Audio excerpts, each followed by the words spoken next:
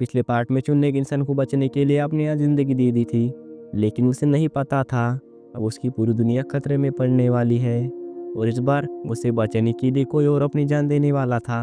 अब चुन और क्यू खून को ढूंढ रहे होते हैं। तभी वहाँ एक अजीब सी बूढ़ी औरत आती है जिसे गंदगी और अंधेरी जगह पसंद होती है। वो क्यू से पूछती है, क्या मैं तुम्हारी मदद कर सकती हूँ? क्यू कहता है, हम एक मछली को ढूंढ रहे हैं। वो बूढ़ी औरत मुस्कुरा कर कहती है, मुझे पता है कि वह कहाँ है और मुझे ये भी पता है उस सोल को सोल कीपर ने वापस जिंदा किया है। वो बताती है कि अच्छे लोग मरने के बाद मछली बन जाते हैं और बुरी आत्मा चूहे में बदल जाती है। चुन उससे रिक्वेस्ट करती है कि क्या आप खून को ढूंढने में हमारी मदद करेंगी?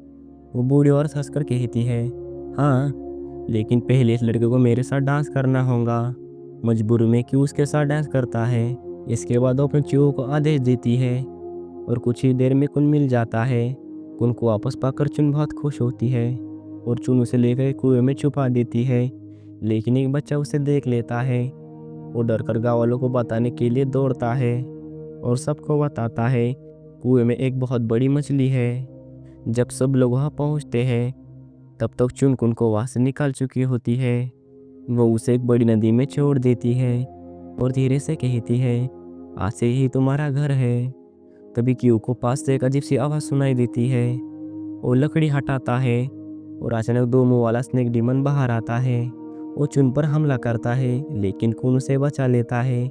क्यू उस डीमन से लड़ता है, लेकिन दो सिर होने की वजह से उसने उसे काट लेता है।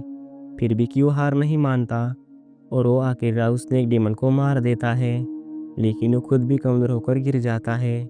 चुन तुरंत क्यू और कुन को लेकर उसके दादाजी के पास जाती है और उनसे क्यू को बचने के लिए रिक्वेस्ट करती है। क्यू चुन को एक पत्थर देता है। दादाजी चुन को बाहर जाने के लिए कहते हैं। चुन बाहर बैठकर क्यू का इंतजार करने लगती है। अंदर दादाजी अपनी जादुई शक्ति से क्यू को ठीक करते हैं। कुछ देर बाद क्यू धीरे से पीछे से आकर चुन को डरा देता है।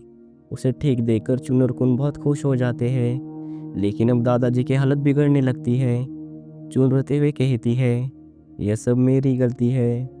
दादाजी उसे समझाते हैं, अपने आप को दोष मत दो, ये सब नेचर का नियम है। जहाँ जीवन है वहाँ मृत्यु भी है। दादाजी कहते हैं कि वो जानते हैं कि चुन तुम कुछ बहुत खतरनाक कर रही हो और धीरे धीरे एक पेड़ में बदल जाते हैं। चुन को याद आता है कि उसकी दादी भी मरने के बाद एक फोनिक्स में बदल गई थी। अब सर्दियों का मौसम आ चुका था, हर तरफ बर्फ गिर रही होती है। चुन क्यू से कहती है, जब मेरे माता पिता बूढ़े हो जाएंगे तब मैं उनकी देखभाल करने के लिए नहीं रहूंगी। क्यू हैरान होकर पूछता है, तुम ऐसा क्यों कह रही हो? चुन धीरे से सच बताती है, मेरी आधी जिंदगी बची है। मैंने उनको बचाने के लिए अपना आधा जीवन दे दिया है। ये सुनकर क्यू गहरी सोच में पड़ जाता है। कुछ समय बाद चूहे वाली वही बूढ़ी औरत एक चूहा बेचकर क्यू को खबर देती है। वो कहती है, अब सबको चुन पर शक होने लगा है। खून खतरे में है, अगर वो किसी को मिल गया तो चुन को सजा मिल सकती है। ये सुनते ही क्यू घबरा जाता है। वो तुरंत कुन के पास जाता है और उसे वहां से निकालकर पहाड़ के पीछे एक नदी में छुपा देता है। उसे लगता था कि वो चुन को बचा रहा है। क्यू वापस लौट रहा होता है, तभी चुन वहां पर आ जाती है। वो घबरा कर पूछती है कि कुन कहाँ है। क्यू धीरे से कहता है, मैंने उसे आज़ाद कर दिया है, मैंने उसे नदी में छोड़ दिया। ये सुनकर चुन परेशान हो जाती है और तुरंत नदी की तरफ भागने लगती है। क्यू उसे रोकते हुए कहता है, मैंने ये सब तुम्हारे लिए किया है, लेकिन चुन उसकी एक भी बात नहीं सुनती। वो तेज बहती नदी के अंदर उतर जाती है और कुन को पागलों की तरह ढूंढने लगती है, लेकिन तेज पानी के बहाव की वजह से चुन बेहोश हो जाती है। तभी चूहों वाली औरत के चूहे आकर उसे उठाकर उनके पास ले जाते हैं। वो चुन के पास से कुन की डॉल्फिन वाली सिटी ले लेती है, क्योंकि वो खुद ही मनोर में जाना चाहती थी। दूसरी तरफ क्यों परेशान होकर चुन को ढूंढ रहा होता है।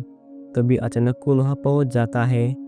वो चुन को किनारे तक धकेलता है और उसे होश में लाता है।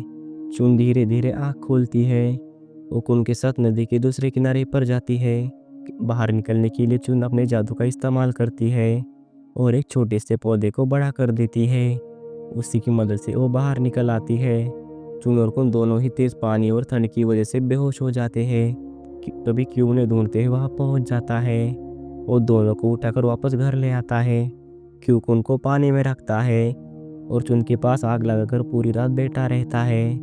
चुन बेहोशी में एक सपना देखती है जिसमें सब कुछ ठीक हो चुका होता है और कुन बाकी डॉल्फिन के साथ ह्यूमन में जा रहा होता है।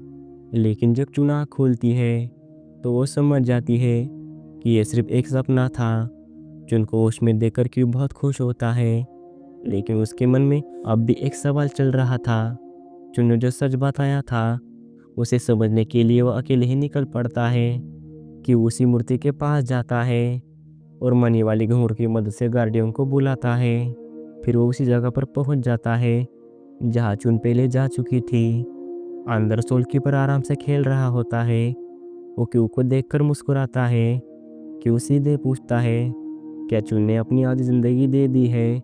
सोलकीपर मुस्कुराते हुए कहता है, जब तुम्हें सब पता है तो मुझसे क्यों पूछ रहे हो?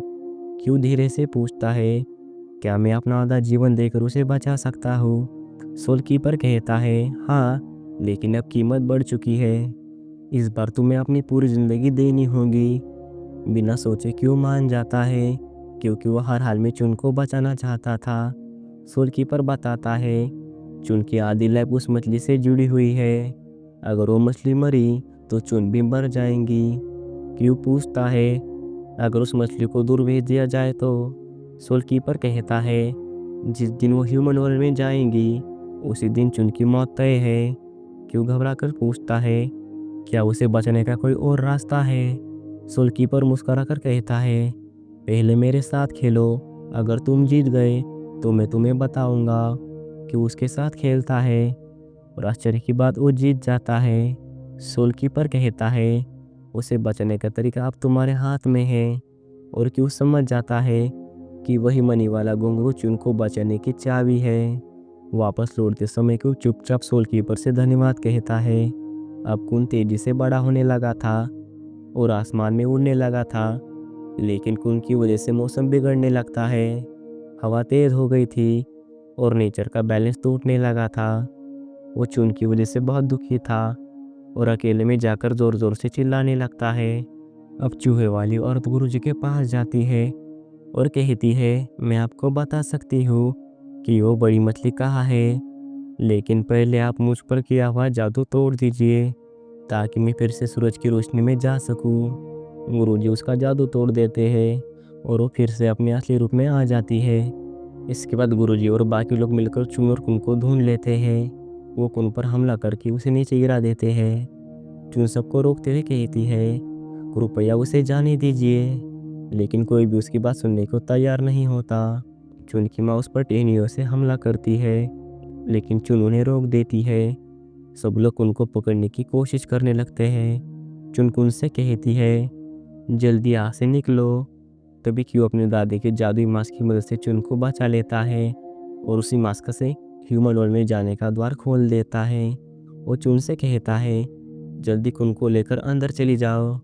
चुन कुन को लेकर उस दरवाजे की तरफ बढ़ती है, लेकिन उसे समय च्यू वाली औरत चुपके से उस दरवाजे से ह्यूमन वर्ल्ड में चली जाती है। तभी अचानक दरवाजा खोलने वाली छड़ी क्यू के हाथ से नीचे गिर जाती है और पानी का दबाव इतना बढ़ जाता है जिससे चुन और कुन अंदर नहीं जा पाते। चारों तरफ पानी ही पानी फैल जाता है। गांव वाले बच्चों को बचाने लग जाते हैं। चुन कुन से कहती है, तुम जाओ, ह्यूमन वर्ल्ड में चले जाओ, लेकिन कुन उसे छोड़कर जाना नहीं चाहता था।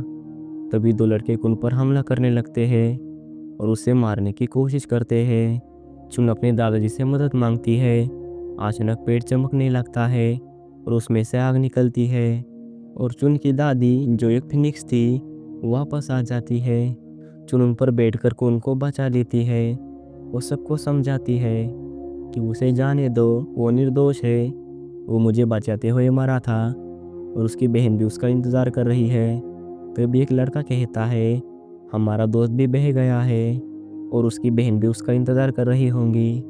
सब लोग बड़े पहाड़ की तरफ जाने लगते हैं। चुन कुन से कहती है, मैं आगे तुम्हारे साथ नहीं जा सकती, मुझे अपने परिवार की मदद करनी होगी। ये कहकर वो पीछे लौट जाती है। गाँव वालों की हालत देखकर चुन को बुरा लगता है। सभी लोग चुन से नाराज होते हैं क्योंकि उनकी दुनिया बर्बाद हो रही होती है चुन की वजह से। लेकिन गुरुजी कहते हैं उसे जाने दो, वो अभी सिर्फ एक बच्ची है। चुन दूर से अपनी दुनिया की बर्बादी देखती है और खुद को दोष देने लगती है। उसे लगता है कि यह सब उसकी वजह से हुआ है और तभी वो पानी में छलांग लगा देती है। उसकी दादी उसे बचाने की कोशिश करती है लेकिन चुन तेजी से पानी के नीचे चली जाती है। वो अपने दादाजी वाले पेड़ से लिपट जाती है और धीरे धीरे खुद भी एक पेड़ में बदलने लगती है। वो पेड़ इतना बड़ा हो जाता है कि वो सारे दरवाजे बंद करने लगता है जिससे पानी रुकने लगता है। उन चुन को छोड़कर जा नहीं पाता, वो वापस लौटता है। पेड़ की वजह से सारे बच्चे सुरक्षित बच जाते हैं लेकिन चुन पेड़ में बदल जाने की वजह से उसकी मां रोने लगती है। कुन चुन को ढूंढते हुए पानी के अंदर जाता है और उसे पेड़ बना देख जोर जोर से चिल्लाने लगता है। वो पूरी तरह टूट गया था। तभी वहाँ सोलकीपर आता है और चुन की आधी जिंदगी आज़ाद कर देता है जिससे चुन दोबारा जिंदा हो जाती है। सोलकीपर चुन को पहनने के लिए कपड़े देता है। चुन हैरानी से पूछती है मैं जिंदा कैसे हूँ? सोलकीपर मुस्कुरा कर कहता है मैंने तुम्हें बचा लिया। चुन तुरंत पूछती है बाकी लोगों का क्या हुआ? सोलकीपर बताता है तुमने सबको बचा लिया है। फिर वो कहता है दक्षिण की तरफ एक स्वर्ग जैसी नदी है, उसी रास्ते तुम कुन को हिमडवल में वापस भेज सकती हो। लेकिन वो चेतावनी देता है याद रखना हिमडवल में पहुंचते ही वो सब कुछ भूल जाएगा। चुन उसकी मदद करने के लिए उनसे धन्यवाद कहती है और दक्षिण की तरफ बढ़ जाती है। असल में क्यू की वजह से चुन जिंदा थी। रास्ते में उसे क्यू मिल जाता है। अब रात हो चुकी होती है तो दोनों एक जगह पर रुक जाते हैं। क्यू के दिल में चुन के लिए प्यार था लेकिन चुन उसे सिर्फ अपना भाई मानती थी। ये सुनकर क्यू चुप हो जाता है। चुन उसे थैंक्स कहती है हमेशा उसके साथ रहने के लिए। ये सुनकर क्यू की आंखों में आंसू आ जाते हैं क्योंकि वो चुन से सच्चा प्यार करता था। अब सुबह होती है और दोनों दक्षिण की नदी के पास पहुंच जाते हैं। जाने से पहले चुन को अपनी पुरानी यादें याद आने लगती है और वो दोनों भावुक हो जाते हैं कि उस जादुई मनी वाले घुंघरू से हिमडवल का द्वार खोल देता है। कुन आखिरी बार चुन से मिलता है और उस दरवाजे से होकर हिमडवल में चला जाता है। लेकिन तभी कि उस जादुई घुंघरू को तोड़ देता है और उसके अंदर का चमकदार पदार्थ निगल लेता है जिससे उसका शरीर आग की तरह जलने लगता है। वो चुन से कहता है मेरा हाथ पकड़ो। चुन घबरा कर उसका हाथ पकड़ लेती है और पूछती है ये क्या हो रहा है? क्यों धीरे से कहता है मैं तुम्हें ह्यूमन वर्ल्ड में भेज रहा हूँ। वो बताता है मैंने सोलकीपर से तुम्हारी ज़िंदगी वापस दे दी। चुन रोने लगती है। वो क्यू को खोना नहीं चाहती थी लेकिन क्यू उसका हाथ कसकर पकड़ लेता है। क्यू कहता है मुझ पर भरोसा करना, हम फिर से मिलेंगे। मुझे अफसोस है कि हम कभी एक नहीं हो सके। और फिर वो चून को लेकर नीचे कूद जाता है। जाते जाते वो कहता है मैं ह्यूमन वर्ल्ड में तुम्हारे साथ रहूँगा, बारिश और हवा बनकर। और धीरे धीरे वो गायब हो जाता है। अब चून ह्यूमन वर्ल्ड में पहुंच जाती है।